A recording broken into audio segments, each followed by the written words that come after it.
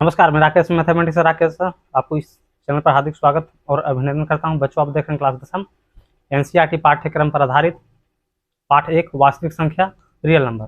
बच्चों, जिसमें हम लोगों ने भाग 15 तक के वीडियो को देखा और इसी क्रम में हम लोग आगे चलते हैं और भाग जो मेरा 16 है और उससे संबंधित उदाहरण को हम लोग सोल्व करते हैं। तो उदाहरण संख्या जो 8 मेरा क्या कह रहा है बच्चों, तो संख्या जो है ना, संख्या 6, 72 और 120 का अभाज्य गुणनखंड विधि द्वारा HCF और LCM ज्ञात कीजिए, है ना। तो चलिए शुरू करते हैं। सॉल्यूशन देख लीजिए, आप देख सकते हैं। चलिए, मेरे पास संख्या जो बच्चे दे रखे हैं, क्या दे रखे हैं, 6 दिया है, 72 दिया है और कितना 120 दिया है। बारी बारी से इनको क्या करेंगे हम, तो इनका बारी बारी से फैक्टर अर्थात गुणनखंड हम करेंगे। अब देख सकते हैं, सबसे पहले हम 6 का गुणनखंड करते हैं। क्या 2 से लग जाएगा, है ना, 3 बार में।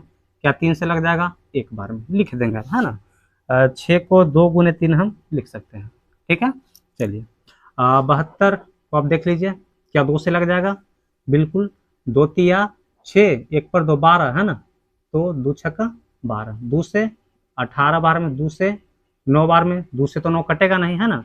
तो क्या करते हैं, 3 से लगाते हैं। 3 से 9 कितना बार में, 3 बार में, 3 से 1 बार में। चलिए, 2 कितना बार आया है, 3 बार आया। तो 2 जब 3 बार आया है ना, तो क्या हम 2 का पावर 3 लिख सकते हैं, क्योंकि 2 मेरा 1 तो 3 बार आया है, तो 2 का पावर 3 लिख सकते हैं। चलिए, 3 कितना बार आया है बच्चों, तो 3 जो आया है सिर्फ 2 बार, तो 3 का पावर 2 हम लिख सकते हैं। लिख सकते हैं या नहीं लिख सकते हैं, बिल्कुल लिख सकते हैं। चलिए, 120 को भी उसी तरह से फैक्टर करेंगे।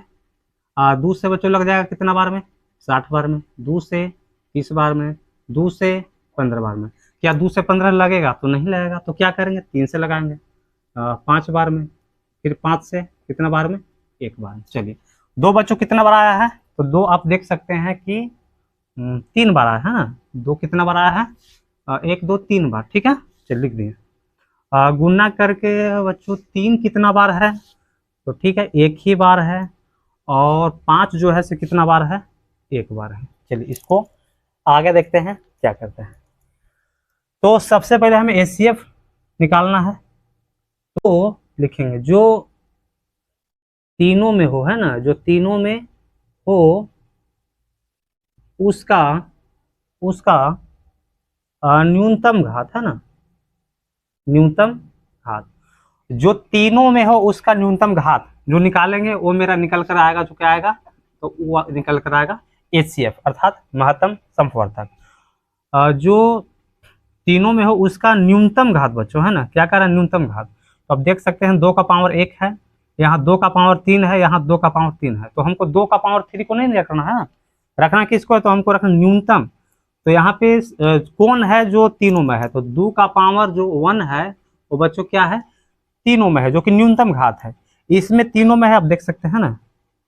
चलिए, इसमें यहाँ पे हम देख रहे हैं कि 3 का पावर 1 ऐसा है जो तीनों में है ना, न्यूनतम घात में।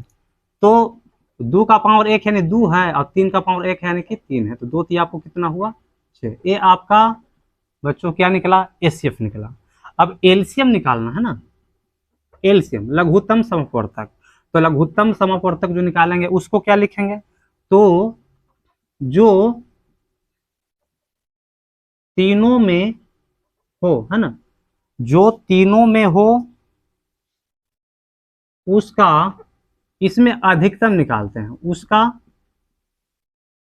अधिकतम घात, है ना, जो तीनों में हो उसका अधिकतम घात। तो देखते हैं जो तीनों में कौन है और अधिकतम घात है। तो आप देख सकते हैं कि 2 का पावर, इसमें 2 का पावर 1 है, इसमें 2 का पावर 3, इसमें 2 का पावर क्या है, 3 है। तो अधिकतम घात कौन है, 2 का पावर 3 तो है ना। 2 का पावर क्या है, 3 है बच्चों, ठीक है। इसमें 3 का पावर 1 है, इसमें 3 का पावर 2 है, इसमें 3 का पावर क्या है, 1 है। तो यहाँ बात कर रहा अधिकतम घात की, है ना। तो इसमें कौन होगा अधिकतम घात, तो 3 का पावर 2 ही ना होगा, है ना। क्यों होगा, क्योंकि 3 का पावर 1 है, यहाँ 3 का पावर 1 है, तो न्यूनतम हो जाएगा। अधिकतम हमको रखना है और यहाँ क्या बच गया, 5 हो गया। आप देख सकते हैं 2 का पावर 3 है, यानी कि 2 को कितना बार लिखेंगे बच्चों, 3 बार लिखेंगे, गुना तो गुना। 3 का पावर 2 है अर्थात 3 को कितना बार लिखेंगे, 2 बार लिखेंगे। 5 का आपको क्या हुआ, 5 हो। चलिए, 2 में बच्चों 2 से गुना, 2 दूना के 4, 4 दूना के 8, 8 तरीके 24, और 24 में 3 से गुना करते हैं 24 या 72। अब 72 में बच्चों हम 5 से अगर हम गुना करते हैं तो 5 दूना 10, 10 की 0, हासिल 1, 5 से 35 और आपको एक हासिल हुआ 36, 360 आपका ये रहा बच्चों आंसर।